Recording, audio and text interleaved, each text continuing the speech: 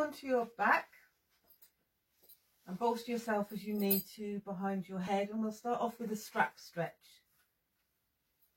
So hooking the strap or belt over the ball of your feet and then bringing your leg up, keeping your bum on the ground and flexing your toes towards your body so you're feeling that stretch down the back of your legs.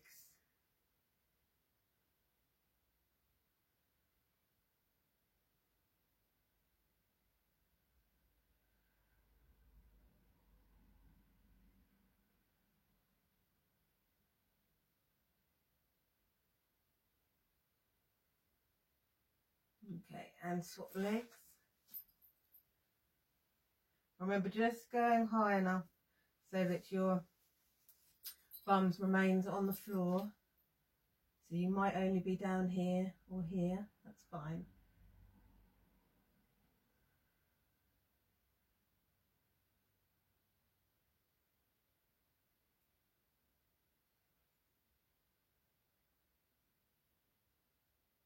And swap legs.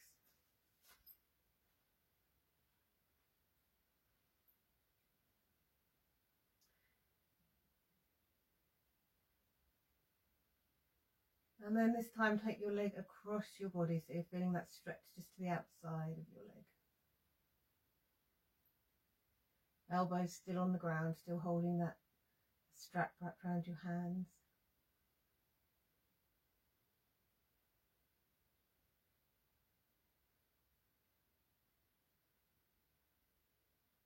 And come back, swap legs. And just notice whether you've got a different feeling this time, whether you can bring your leg up more or not. And take this leg across your body.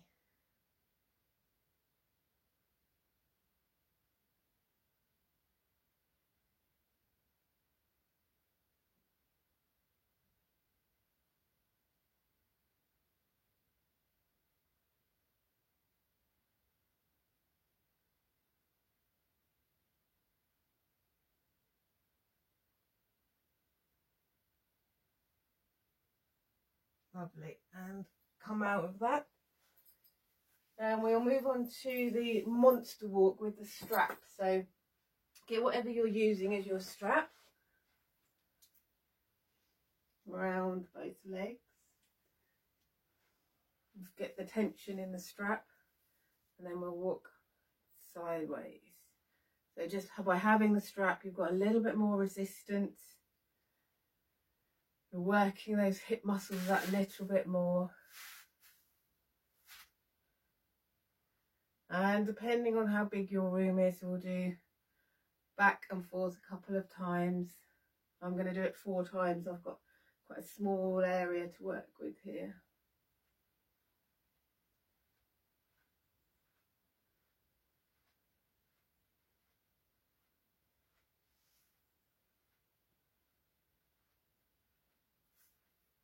One more time.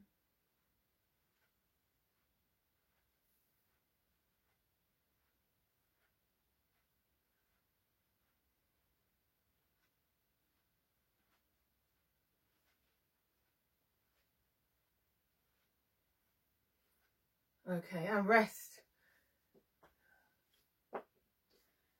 And let's work on the pelvic lift. We'll do it without the block first, but have your block handy. And just, we'll start with the left leg. So push all your weight down into your left leg. Get that hip, there's that pelvis, so the right hand side comes up higher and your foot starts to float off the floor. Just see, notice whether your foot is moving off the floor more now this week than it was the other week. So we're just getting that more strength, more mobility. And let's swap legs. We're getting a little bit more strength and mobility in the pelvis and the hip muscles. And swap legs, we'll do one more each side.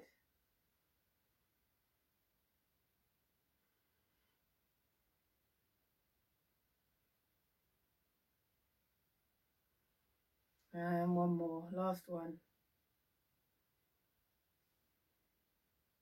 Relax your tummy.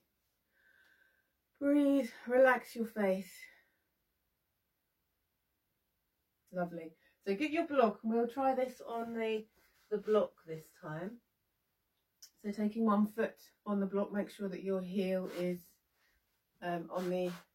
actually on the block. It doesn't matter if your toes hang over the edge. And then push down with your right leg so that you are bringing your pelvis from lower on this side to bringing them level. And down. And one more time up.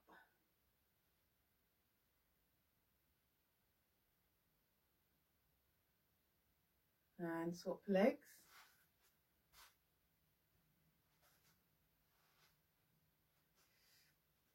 And push down.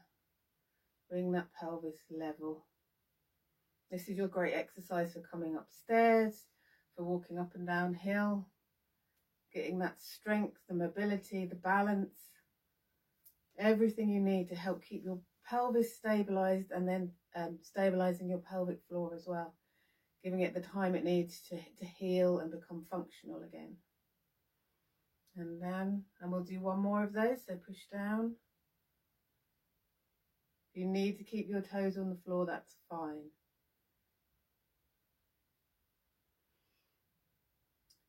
Lovely, and release. Let's carry on the work around the hips and bum and come into our squats. So remembering, keep your knees over your ankles and your shins perpendicular to the ground, and then you're thinking about pushing your bum towards the wall behind you. So just take the squat down as far as you can, keeping pressure in your legs so that your legs are taking an active role in this squat. And then to come up, push down with your feet so you can feel everything firing up as you come up. Okay, let's cross the arms. Come down.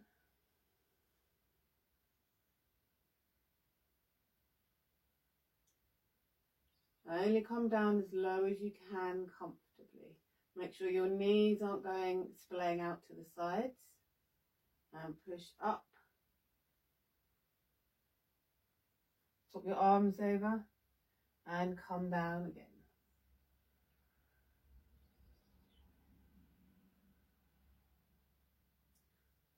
Lovely. And you might not come this low.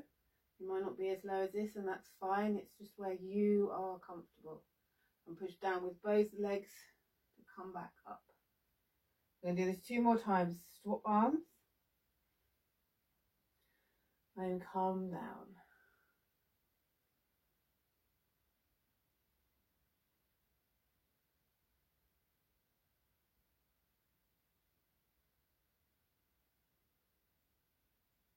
And push up.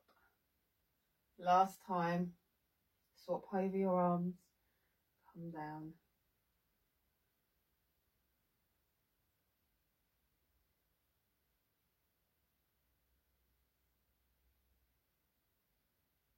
And up again. Well done. Brilliant. So now we're going to do the legs up the wall. So you're going to find yourself a clear wall. Have your bum as close to the wall as you can.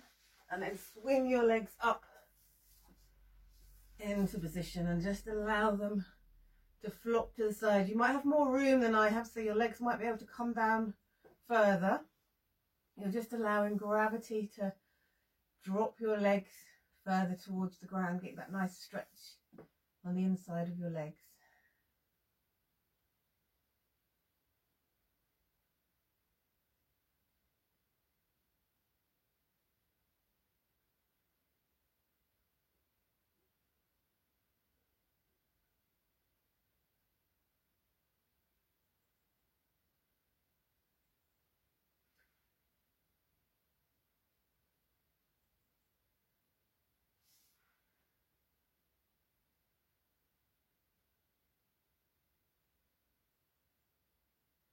Okay, and bring your legs together, bend your knees and roll to one side to come out of this.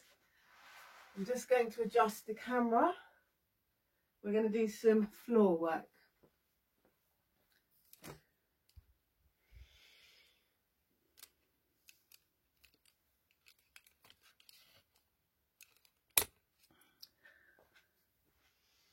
So let's start with the prone inner thigh stretch. So on your front, and bring your left leg out to the side. And remember, you're working on, once you've got your leg out to the side, of allowing your both ISIS bones of your pelvis and your pubic bone to relax into the floor.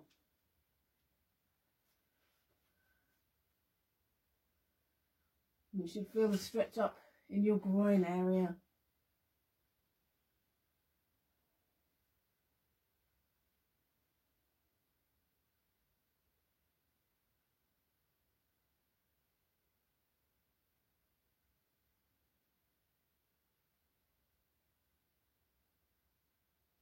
And swap leg. Just notice if one side's a little bit easier than the other.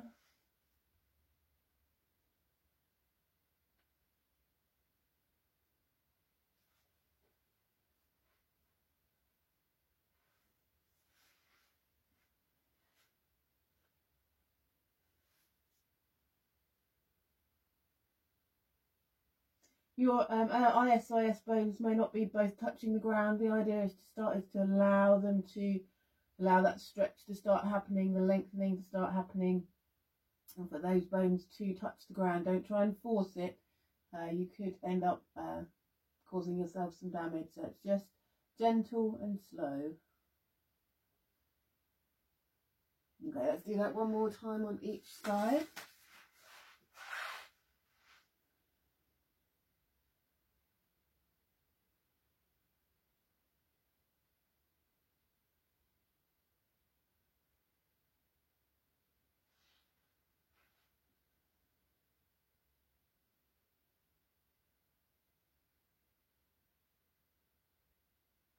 Do it on the other side.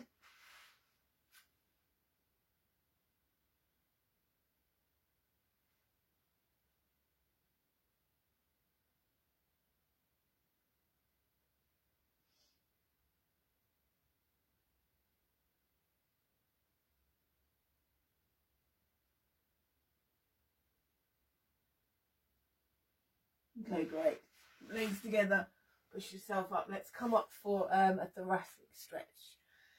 So arms making that number 11, nice and straight. You're just going to push your bum back towards the wall first. Keep your shoulders down away from your ears. Feel that stretch in your back. Allow your head to drop.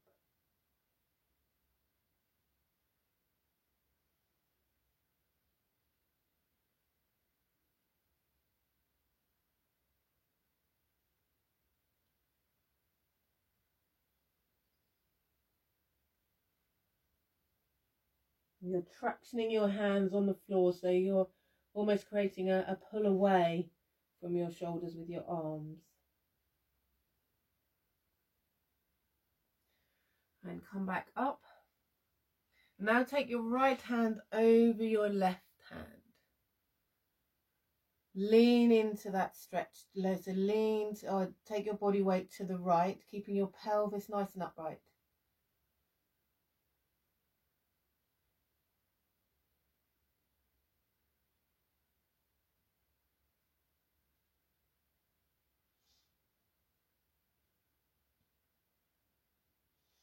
Lovely. And swap hands. So your left hand is going over your right, body weight over to your left, pelvis stable.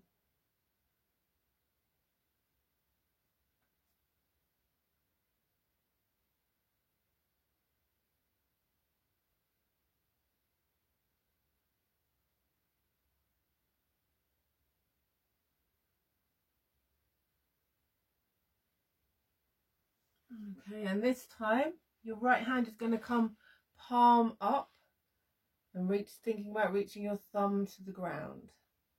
Still lean, taking your body weight into the stretch and keeping your pelvis level.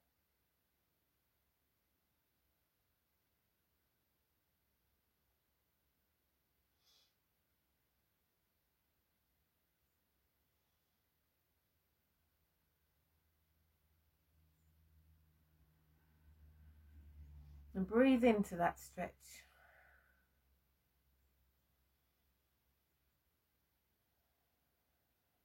Okay, and swap hands. Palm up, body weight into, across to the left hand side. Breathe into the stretch, so you're just creating a little bit of visceral movement there.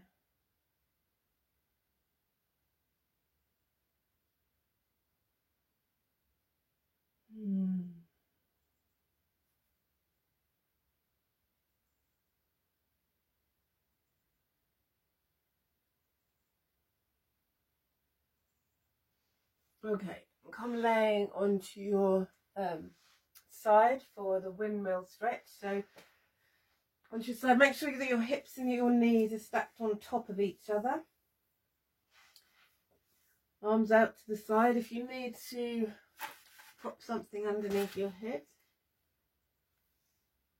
do. I'm just going to move a little bit so that you can see what I'm doing.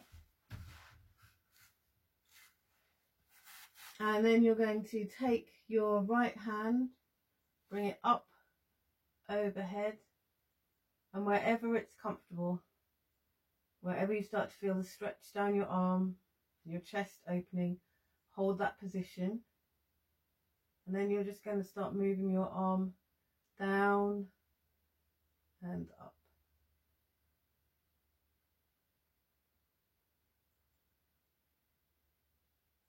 Nice and slowly.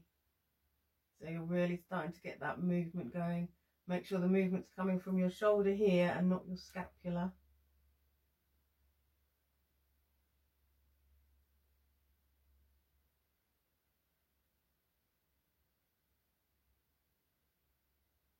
Okay, and then come back and swap over sides. So you're laying on the other side.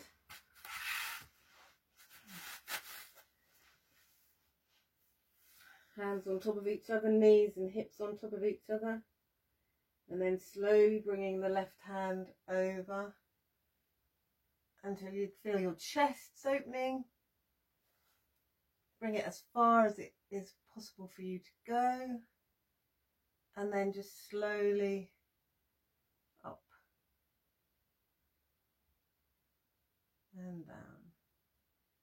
Take it slowly. If you're feeling any discomfort or pain, then don't move quite so much into the, don't do such big movements, make the movements smaller. I'm really concentrating on the fact that it's your shoulder joint that's moving rather than your scapula. It's getting more movement into those that shoulder joint and the muscles around your shoulders. Increasing mobility, increasing range of motion, and creating some strength there. Okay, lovely. Come back to the centre and bring your arms back together. Excellent. And we'll finish off with the cobbler. So you prop yourself up as you need to, bolstered. Remembering that you're checking that your ribs and your pelvis are in alignment. That's how much bolstering you need. Feet, soles of the feet together, and just allow that opening of the legs. And again, if you need to prop something underneath your legs to support you, that's great. Do that. Don't have the stretch if it's causing you to hold any tension. You might find that you want both legs bolstered. You might find only one. You might find that you don't need bolstering at all. And then we'll just lay here and rest. This is also a position that's helping that psoas muscle to release, or those psoas muscles to release, as well as opening up the inside of your thigh. Okay, so you've done this week's exercises. You can stay here as long as you like. Well done. Brilliant work.